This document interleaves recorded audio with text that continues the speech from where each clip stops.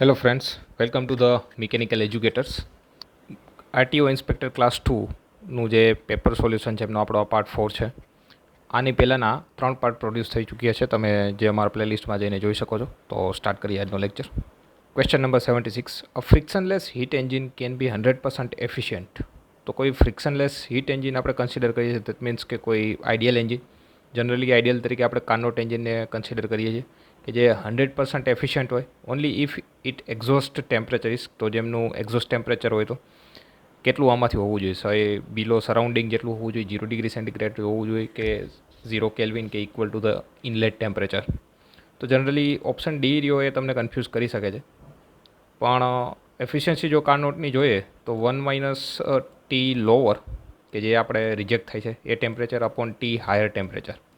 તો આ 100% ક્યારે થશે એફિશિયન્સી? જો આની વેલ્યુ, જે આ પોર્શન છે, આ 1 - T2/T8, તો આ વેલ્યુ રહી એ 0 થવી જોઈએ. તો એ 0 ક્યારે થાય? કે અપેરેન્ટલી જે ટી લોઅર ટેમ્પરેચર છે એની વેલ્યુ 0 થાય તો જનરલી આપણે અહીંયા જે ટેમ્પરેચરની વેલ્યુ પુટ આઉટ કરીએ છીએ કેલ્વિનની અંદર હોઈએ છીએ. તો જો આ પોર્શન જો 0 થઈ જાય તો એફિશિયન્સી કેટલી આવી જશે? 100% આવી જશે. So right answer is the C, 0 kelvin. In a single point turning operation, a cemented carbide and steel combination having a Taylor exponent. અહીંયા ટેલર એક્સપોનેન્ટ આપીશું 0.25. If the cutting speed is half, તો જે શરૂઆતની cutting speed છે એનાથી આપણે cutting speed અડધી કરીએ છીએ, then the tool life will become. તો ટેલર્સ ટૂલ લાઈફ ઇક્વેશન આપણને ખબર છે કે VT/N ઇઝ ઇક્વલ ટુ આપણે શું લખીએ છીએ? કોઈ પણ કોન્સ્ટન્ટ લખીએ છીએ, C. So VT/N is the constant, કે જ્યાં વી શું છે?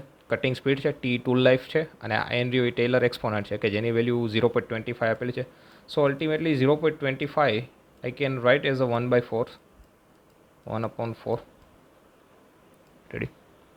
તો અહીંયા એનની વેલ્યુ આપેલી છે. તો શરૂઆતની અંદર કન્સિડર કરો કે આની વેલ્યુ V1 T1/N છે. તો જે બીજી જે સ્પીડ મળે છે V2, એ જનરલી પહેલી સ્પીડ રહી કટિંગ સ્પીડ એની કેટલી છે? હાફ આપણને આપી દીધું છે, 1/2 ઇઝ ઇક્વલ ટુ V1. તો જે સેકન્ડ ઇક્વેશન જોતું હોય તો એના માટે આપણે આ બંને ઇક્વેશનને સરખાવીએ કે સે for example V2 T2/N is equal to C. તો આ સી સેમ છે, તો સેમ આપણે એમને બંને ઇક્વેટ કરી શકીએ. સો V1 T1/N is equal to 1/4 હું લખી શકું, is equal to V2 T2. So V2 T2 કેટલા છે? એ પણ 1/4 આપણે લખી શકીએ. રેડી? હવે અહીંયા જે V2ની વેલ્યુ છે એ અલ્ટિમેટલી કેટલી થશે? 1/2 V1 જેટલી થશે. So put out the value of V2 as a 1/2 V1. બાકીની જેટલી પણ વસ્તુઓ સેમ રહેશે, તો V1 કેન્સલ આઉટ થઈ જશે. વધશે શું?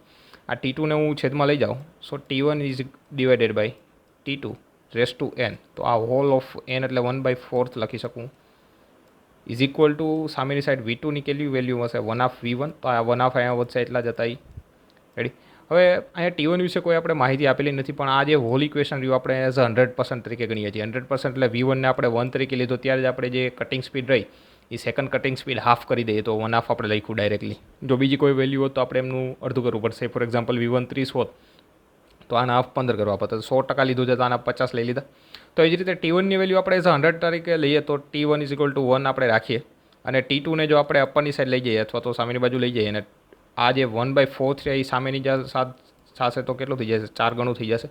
તો 2ના 4 ગણા અલ્ટિમેટલી કેટલું થાય? તો 16 ટાઈમ થશે. બેદું 4 દુ 8 ને 16. તો right answer is D, 16 time 78ની અંદર. ઓલ અપ તમને ખ્યાલ આવ્યો હશે આના ઉપરથી. તો V1 T1/N આ જે ટૂલ લાઈફ ઇક્વેશન છે એ જ બેઝિક્સ આપણે ઉપયોગ કરેલું છે. Hope you get also. Next, ASA સિસ્ટમની અંદર જે ટૂલનું નોમેનક્લેચર આપણે કરીએ છીએ એમાંના આ ડાયરેક્ટલી આપણને જે પણ માપ છે આપી દીધા છે, એંગલ છે આપી દીધા. Then the side rake angle will be. તો નીચેના આમાં જે આપેલો છે એમાંથી સાઇડ રેક એંગલ કયો છે એ કહેવા માગે છે. તો જનરલી પહેલો જે આવે છે એ બેક રેક એંગલ, પછી જે હોય છે એ કયો હોય છે? સાઇડ રેક એંગલ હોય છે. તો right answer is the B, 6 degree. બાકીના જે આવે છે એ ક્યાં હોય છે? રિલીફ એંગલ, પછી end cutting edge angle, side cutting edge angle, અને લાસ્ટમાં જે આવશે એ નોઝ રેડિયસ. તો આ રીતના કંઈક ટૂલ નોમેનક્લેચર હોય છે. So right answer is the B in 79. The primary tool force used in calculating the tool power consumption. તો ટૂલ પાવર કન્ઝમ્પશન જે થાય છે જ્યારે મશીનિંગ કરતા હોય છે ત્યારે આપણે જે ફોર્સિસ ગણીએ છીએ એ શા માટે ગણવું પડે છે કે જેના થ્રુ આપણે ખ્યાલ પડશે કે કેટલું પાવર કન્ઝમ્પશન જરૂરી છે. તો આ પાવર કન્ઝમ્પશન જનરલી ગણીએ તો એમાં પ્રાઇમરી ફોર્સને આપણે કયો પ્રાઇમરી લઈએ છીએ, રેડિયલ ફોર્સ લઈએ છીએ, એક્સિયલ ફોર્સ, ટેન્જન્શિયલ કે ફ્રિક્શન ફોર્સ. તો આમનો રાઇટ આન્સર હોય છે બી, ટેન્જન્શિયલ ફોર્સ, કારણ કે જે પણ ફોર્સની મેક્સિમમ વેલ્યુ હોય છે એને આપણે કન્સિડર કરીએ છીએ. તો અહીંયા ટેન્જન્શિયલ ફોર્સ છે એમની વેલ્યુ કેવી હોય છે, મેક્સિમમ છે. That's why we have to consider the tangential force in power consumption. Next, what is the value of the radius of gyration disc type flywheel and compared to rim type flywheel for the same diameter? The right answer is the D, 1 by root 2 times. You can just have to put the equation of the radius of gyration K. A ball and socket joint constitutes a spherical pair having કોઈ બોલ અને socket joint ભેગા મળી અને spherical પેર બનાવે છે. તો નીચેનામાંથી કેટલા ડિગ્રી ઓફ ફ્રીડમ એમની અંદર જોવા મળશે? No degree of freedom, 2 degree of freedom. આ તો ઓપ્શન જોવાનો જ નથી. No degree of freedom, 1 degree of freedom, 3 degree of freedom. તો જનરલી બોલ અને સોકેટ જોઈન્ટ જ્યારે ભેગા મળે તો આ બે લિંક બનાવશે, લિંક 1 એન્ડ લિંક 2. આ બંને બે ભેગા મળીને જે પણ જોઈન્ટ ક્રિએટ કરશે એ જોઈન્ટની અંદર ત્રણેય ડાયરેક્શનની અંદર એક્સ, વાય અને ઝેડ ડાયરેક્શનની અંદર માત્ર રોટરી મોશન હશે, ટ્રાન્સલેટરી મોશન નહીં હોય. તો આ ત્રણ ડાયરેક્શનની અંદર રોટરી મોશન કરી શકે. That's why we can say that's they have 3 degree of freedom. So right answer is the D. Next, inversion of mechanism is one of the simplest question. તો આપણે જનરલી ઇન્વર્ઝન કોઈ પણ લિંકની અંદર ક્યારે inversion કહેવાય કે જેટલી બી લિંક આપેલી હોય એમાંની કોઈ એક લિંકને આપણે જો ફિક્સ કરી દઈએ તો વારાફરતી ફિક્સ કરતા જઈએ, આ પહેલી લિંક કરી, બીજી, ત્રીજી, ચોથી, તો અલગ અલગ આપણને મોશન મળશે જેમને આપણે કહીશું inversion of mechanism. So obtained by changing of a higher pair to lower pair, obtained by fixing different link in a kinematic chain. So right answer is the B, 83B. Davis steering gear consists of the 4 bar mechanism with, તો જે gear mechanism છે એમની અંદર કઈ પેર જોવા મળે છે? તો જનરલી આ રીતનું કંઈક એમની મિકેનિઝમ હોય છે કે જેમાં કોઈ બે સ્લાઇડિંગ પેર જોવા મળે છે અને બે ટર્નિંગ પેર જોવા મળે છે.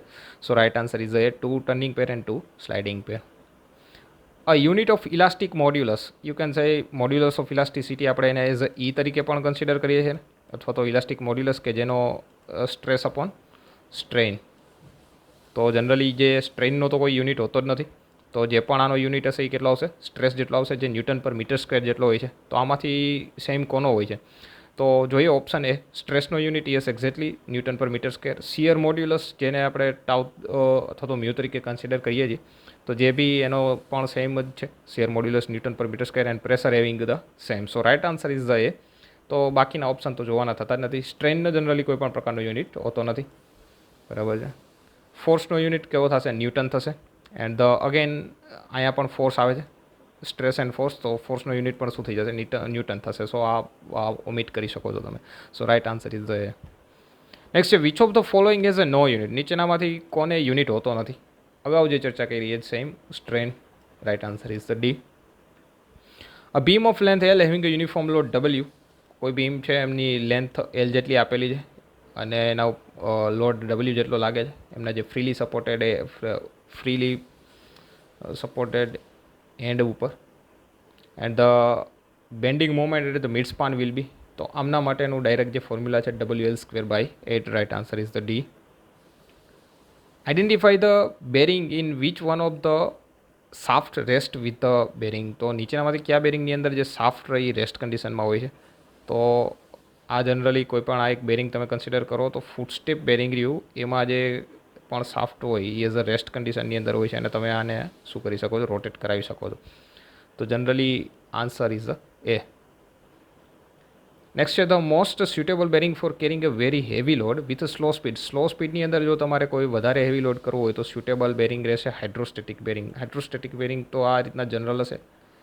સોરી, આ બેરિંગનો બહારનો પોર્શન આ રીતે જનરલ ઇન્ટરનલ આ બધી જગ્યાએ શું હશે? ફ્લુઇડ હશે, કે જેથી કરી અને આ જે સપાટી રહી એ બેરિંગના કોન્ટેક્ટની અંદર ન આવે.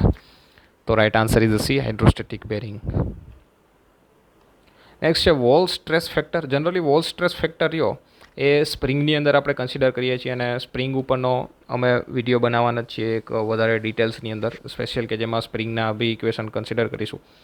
તો એમાં વધારે ડિસ્કસ કરીશું. પણ જે વોલ ફેક્ટર રહ્યો એ જનરલી ડાયરેક્ટ શિયર અને વાયર કર્વેચરની જે ઇફેક્ટ હોય એમને કન્સિડર કરીને ધ્યાનમાં રાખેલો છે. So right answer is a D.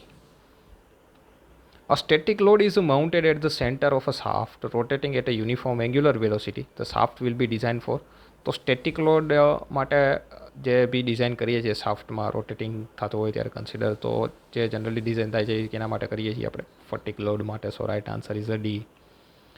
Two identical cantilever beam. આ કેન્ટિલીવર બીમ 1 આપેલું છે, આ કેન્ટિલીવર બીમ 2 આપેલું છે. Supported as a shown in figure. કોઈ આ ફિગરમાં આપેલા છે એ મુજબ સપોર્ટ આપેલા છે with their free ends in a contact through a rigid roller. તો એમના જે ફ્રી એન્ડ રહ્યા બંનેના કોઈ એક રિજિડ રોલરના કોન્ટેક્ટમાં છે. After the load P is applied at the free end. કોઈ ફ્રી એન્ડ પાસે તમે પી લોડ એપ્લાય કરો તો નીચેનામાંથી શું જોવા મળશે? Equal deflection and slope. તો જનરલી ડિફ્લેક્શન અને સ્લોપ વિશે આપણે જોવાનું છે. તો જે ડિફ્લેક્શન બંનેની અંદર જોવા મળશે એ ડિફ્લેક્શન કેવું હશે? સેમ હશે. પણ જે સ્લોપ હશે એ સ્લોપ કેવા હશે? અલગ અલગ ડાયરેક્શનની અંદર જોવા મળશે. આઈધર દેટ મીન્સ અલગ અલગ ડાયરેક્શન મીન્સ કે આ ક્લોકવાઇઝ અને બીજો હશે એ કેવો હશે? એન્ટી ક્લોકવાઇઝ ડાયરેક્શનની અંદર હશે. તો સ્લોપ સેમ જોવા મળશે, ઇક્વલ સ્લોપ્સ, અને જે ડિફ્લેક્શન છે એ અલગ અલગ જોવા મળશે. Not equal deflection. So right answer is the B. If the shear force acting at every section of beam is of the same magnitude and of the same direction, then represent it. તો consider કરો કે જે shear force diagram આપણને મળે છે, તો નીચેના જે ઓપ્શન પહેલાં જોશો તો વધારે ખ્યાલ આવશે કે જે પણ શિયર ફોર્સ ડાયાગ્રામ મળે છે એ કોન્સ્ટન્ટ કે બીમ માટે રહેશે. તો કે જે સિમ્પલી સપોર્ટેડ બીમ રહ્યું with a concentrated load at સેન્ટરની અંદર સિમ્પલી સપોર્ટેડ બીમ હોય. સપોઝ કરો કે કોઈ સિમ્પલી સપોર્ટેડ બીમ છે, આ રીતના લગાવેલ છે, તો એમની અંદર જો સેન્ટરમાં આપણે લગાવતા હોય લોડ, તો જનરલી અહીંથી આમની વેલ્યુ રહી કેવી થવાની છે? રાઇઝ થવાની છે, બરાબર છે. જે જગ્યાએ કોન્સન્ટ્રેટેડ લોડ આવશે તો શિયર ફોર્સની અંદર એ વેલ્યુ શું કરે છે? રાઇઝ કરે છે. સે ફોર એક્ઝામ્પલ જો યુનિફોર્મલી ડિસ્ટ્રીબ્યુટેડ લોડ હશે તો એ વેલ્યુ ધીમે ધીમે સ્લોપની જેમ રાઇઝ કરતી જશે ને એક એન્ડ પોઈન્ટ પાસે કેવી થઈ જશે? વધી જશે. અને જો અહીંયા વધારે હજી જો સિમ્પલી પેલો પોઈન્ટ લોડ લગાવેલા હોય તો એ વધીને રાઇઝ થશે. તો આવું પૂછે છે કે ભાઈ જે પણ બીમ આપેલું છે એમાં કેમાં જે લોડ રહ્યો અથવા શિયર ફોર્સ ડાયાગ્રામ રહ્યો એ કોન્સ્ટન્ટ જોવા મળે છે. તો જનરલી જે કોન્સ્ટન્ટ જોવા મળતો હોય એ શિયર ફોર્સ ડાયાગ્રામ જે આ શિયર ફોર્સ ડાયાગ્રામ જે જોવા મળે છે કેન્ટિલીવર બીમની અંદર કોન્સ્ટન્ટ જોવા મળે છે. તો અહીંયા જોઈ શકો છો કે કેન્ટિલીવર બીમ એક છેડેથી ફિક્સ છે, બીજે છેડેથી કોઈ લોડ લગાડે તો લોડ ડબલ્યુ જેટલો આખા સ્પાનની અંદર કેવો લાગે છે? સેમ લાગશે. બાકી ફ્રી એન્ડ પાસે જો બેન્ડિંગ મોમેન્ટ તમે ડાયાગ્રામ જોવો તો ફ્રી એન્ડ પાસે બેન્ડિંગ મોમેન્ટ કેવી હોય છે? 0 હોય છે. So right answer is the cantilever subjected to concentrate load at the free end C. Soldering iron is made up of very easiest, you can say B, copper. Right answer is B. The process of reheating of the martensitic steel to reduce its brittleness without any significant loss in hardness. તો હાર્ડનેસને અસર કર્યા વગર જો તમારે એની બ્રિટલનેસની અંદર ઘટાડો કરવો હોય તો જે પ્રોસેસ થાય છે એને કહીએ છીએ આપણે નોર્મલાઇઝિંગ પ્રોસેસ. આના ઉપરનો ઓલરેડી વિડીયો મેં બનાવેલો છે, તમે જોઈ શકો છો. During normalising process of steel the specimen is heated. So again તો સ્પેસિમેનને જનરલી નોર્મલાઇઝિંગની અંદર આપણે અપર ક્રિટિકલ ટેમ્પરેચરે ગરમ કરીએ છીએ. તો આ લોઅર ક્રિટિકલ અને અપર ક્રિટિકલ ટેમ્પરેચર બે જે જનરલી આ રીતનો આયર્ન કાર્બન ડાયાગ્રામ જોવા મળે છે તે 0થી લઈને 2.1 સુધીની રેન્જની અંદર આપણને જોઈએ છીએ. અને આ lower critical than the upper ક્રિટિકલની અંદર આ રીતના ઓસ્ટેનાઇઝિંગ ફેઝ સુધી આપણે લઈ જઈએ. ઓસ્ટેનાઇઝિંગ ટેમ્પરેચર એટલે ગામા સુધી લઈ જઈએ છીએ. તો જે પણ ત્યાં સુધી આપણે એને ગરમ કરીશું અને પછી કૂલ કરવા દઈએ છીએ, ઠંડુ પાડીએ છીએ. તો જે ઠંડુ પાડીએ છીએ એ જનરલી કોઈ અલગ અલગ મીડિયમ્સની અંદર ઠંડુ પાડીશું અને એ જે મીડિયમ આપણે નોર્મલાઇઝિંગ પ્રોસેસમાં કન્સિડર કરીએ છીએ એ એરની અંદર રાખીને કરીએ છીએ. જો તમે એનેલિંગ પ્રોસેસ કરતા હો તો એનેલિંગની અંદર આપણે જે કુલિંગ પ્રોસેસ કરીએ છીએ કે એમાં રાખીએ છીએ, ફર્નેસની અંદર રાખીએ છીએ. સેમ જે ડક્ટિલિટીની અંદર શું કરશે? વધારો કરશે. So right answer is the C, કે જેમની અંદર અબવ અપર ક્રિટિકલ ટેમ્પરેચરથી આપણે એમને ગરમ કરીશું અને પછી ઠંડુ પાડીશું કેમની અંદર? તો એરની અંદર. So right answer is the C, 98. The main purpose of spheroidising treatment. Generally spheroidising treatment આપણે એ પ્રકારના સ્ટીલ કે ઉપર કરીએ છીએ કે જેમની અંદર કાર્બન પર્સન્ટેજ વધારે હોય. તો લો કાર્બનવાળા જે ઓપ્શન રહ્યા એને તમે ડાયરેક્ટલી ઓમિટ કરી શકો છો. ઇઝ ટુ ઇમ્પ્રૂવ, અને જનરલી આપણે એમની મશીનેબિલિટી ઇમ્પ્રૂવ કરવા માટે થઈ અને આ પ્રોસેસ કેરી આઉટ કરીએ છીએ. So right answer is D. The material property which depends only on the basic crystal structure is ઘણી બધી એક્ઝામની અંદર આ રિપીટ થયેલો ક્વેશ્ચન છે. So right answer is the C. Fracture strength જે જનરલી ડિપેન્ડ્સ કરે છે બેઝિક ક્રિસ્ટલ સ્ટ્રક્ચર ઉપર. કઈ રીતે ડિપેન્ડ કરે છે? જનરલી જો તમે બધા ક્વેશ્ચન જોશો તો આ બધા એમએસએમને રિલેટેડ છે અને આમના ડિટેલ વિડીયો લેક્ચર અમે આમના ઉપર બનાવેલા છે. તમે અમારા પ્લેલિસ્ટમાં જઈને જોઈ શકો છો. So right answer is the C, fracture strength. So up to this, thank you very much. Thank you. Please like, share and subscribe our channel. Thank you.